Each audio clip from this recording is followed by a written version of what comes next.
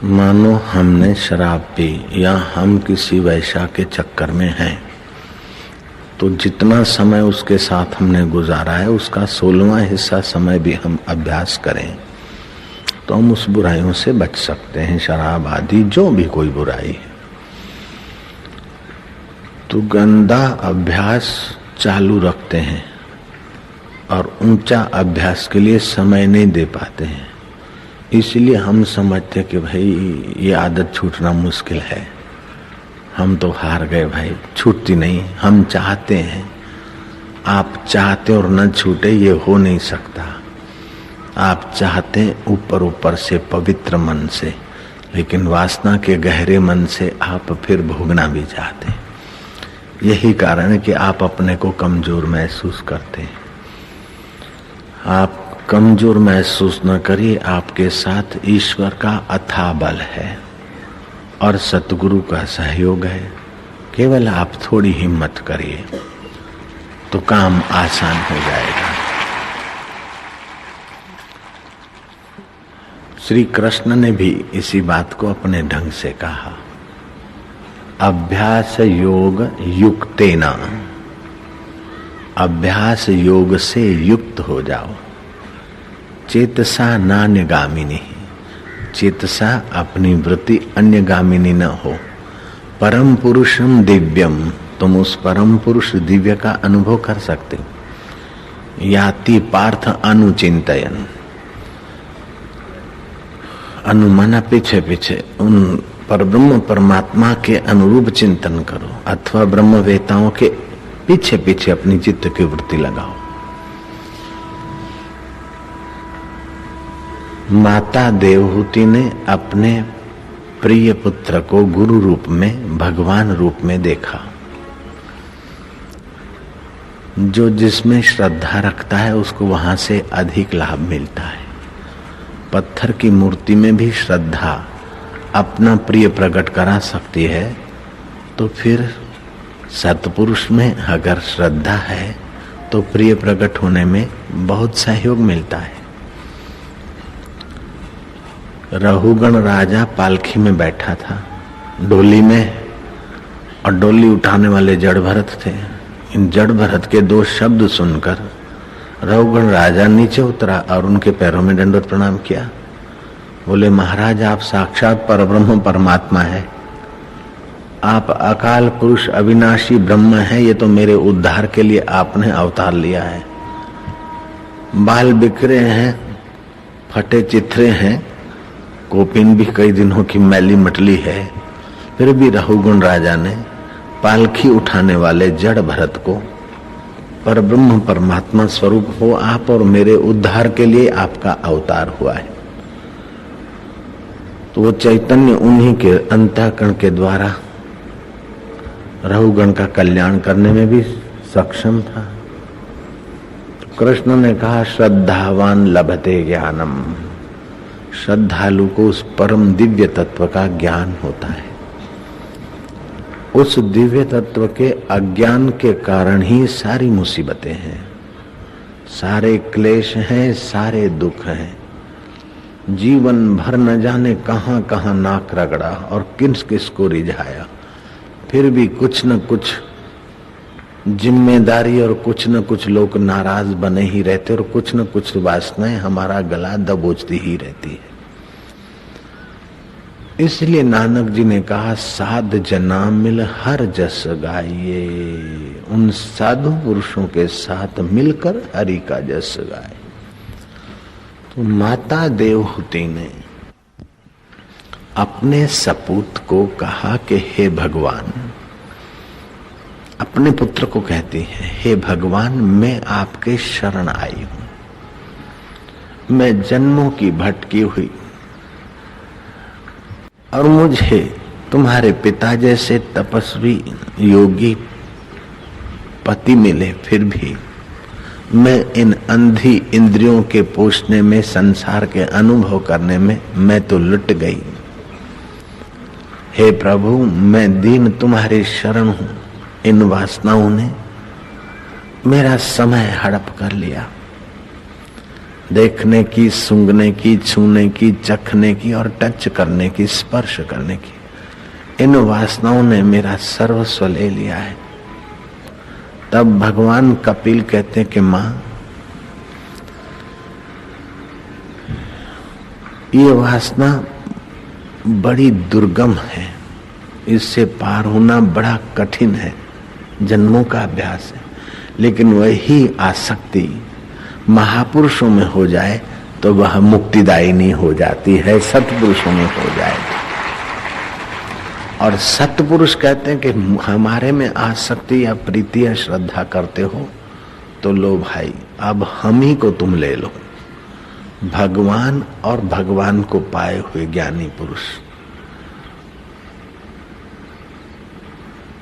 उनमें और देवताओं में एक फर्क है कि तुम देवताओं की पूजा उपासना करोगे तो तुम्हारी वासना के अनुरूप चीज देर सबेर दे डालेंगे, और वासना गहरी करो या उसमें मरो।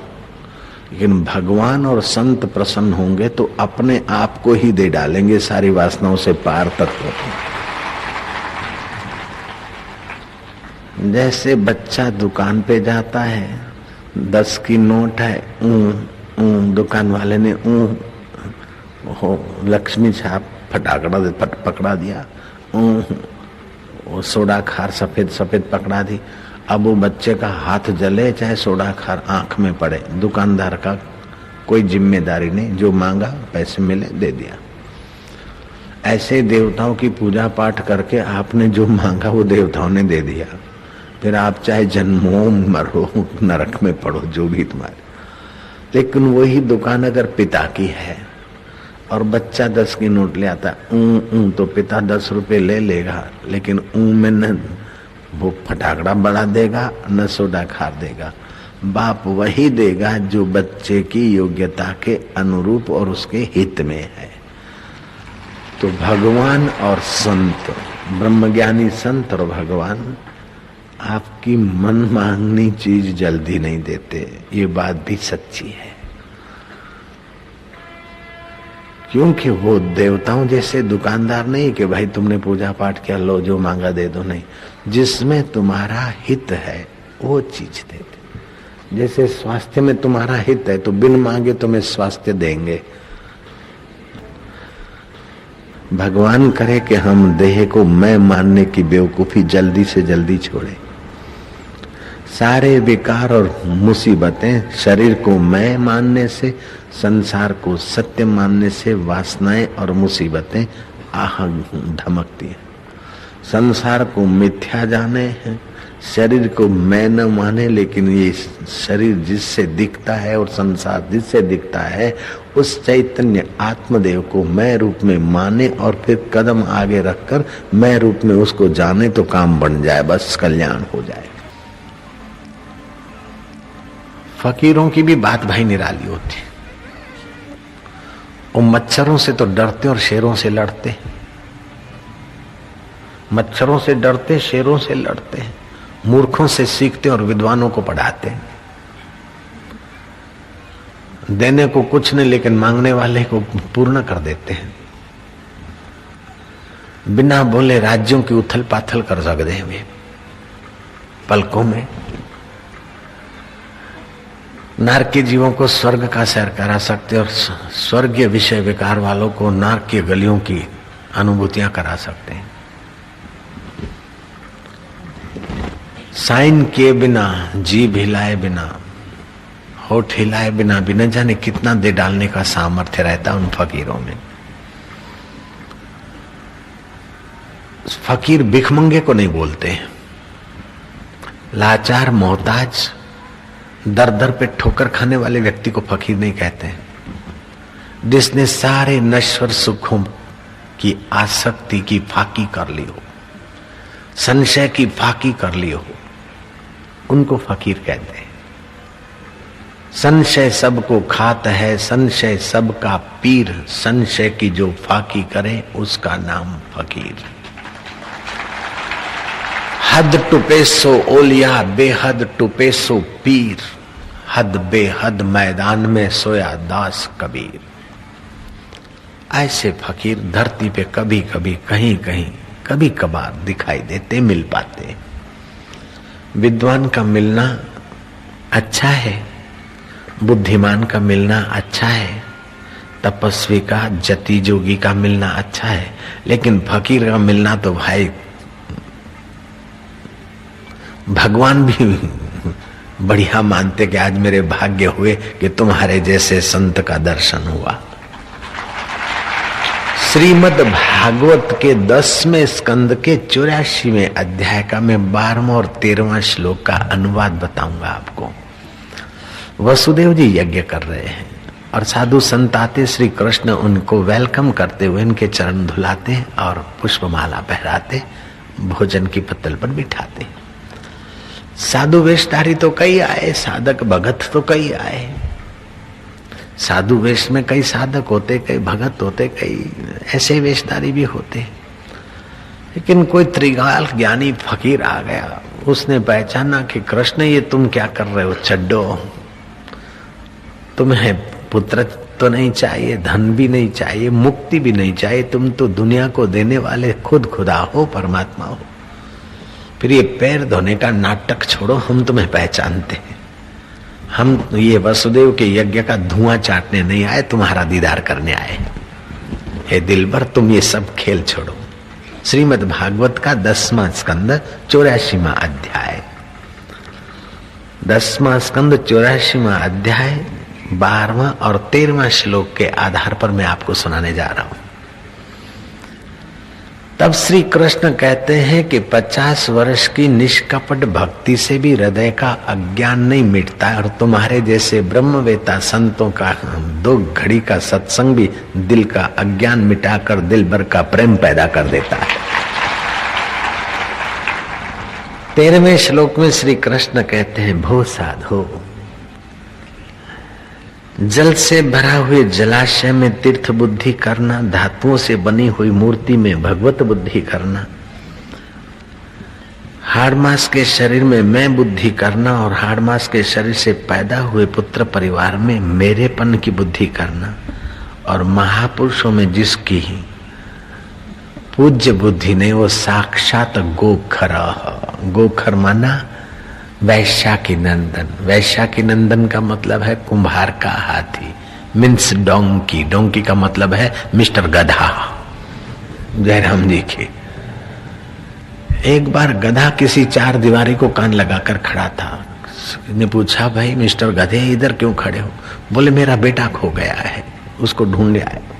ढूंढने आए तो कमरे के खिड़की के आगे कान लगाकर खड़ा है। बोले अंदर से आवाज आ रही है। एक आदमी बोलता है तू गधे का बच्चा हो, दूसरा बोलता है तू गधे का बच्चा। अब निकले मेरा बच्चा कौन है, मैं पहचान लूंगा। ये जोक्स है। सचमुच तो हमारा मन भी गधे के बच्चे जैसा ही काम करता है। भार उठा उठा कर मर गया, चाहे 100 जूते खाए, तमाशा घुस के देखेंगे। और तमाशा यही है कि बोझा उठा रहे हैं। नानक जी ने ठीक कहा, जन्म जन्म भर मत फिर्यो, मिट्यो न मन को त्रास। जन्म जन्म भर मत फिर्यो, मिट्यो न मन को त्रास। कह नानक हरि भज मना, निर्भय पावई वास। लेकिन हरि भजना एक तो शब्दों का उच्चारण अच्छा है, दूसरा साध संग से मिलकर उच्चारण करना और बढ़िया है, और तीसरा हरि की प्रीति के लिए हरि का भजन करना ओहो कल्याणकारी।